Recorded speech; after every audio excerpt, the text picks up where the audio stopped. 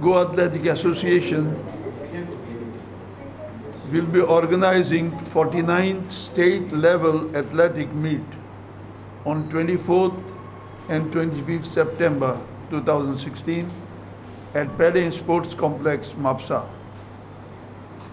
Events will be held for boys and girls under 8, under 10, under 12, under 14, under 16, under 18 and under 20. And also there will be events for men and women. Altogether we are expecting 1178, that means about 1200 participants from 53 clubs, colleges, schools and other institutions who will be participating in 2 days event. Altogether 107 events will be held.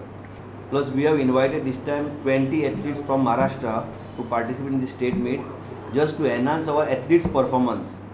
So they come to know where they stand, because this is the selection trial for West Zone, Inter-District and Junior Athletic Championship. Just for they will also get a participation, but no medals for them and all. But just to boost our athletes.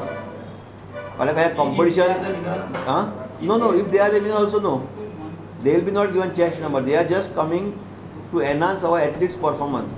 We take it lightly now. Once an athlete comes from other states, they are cautious.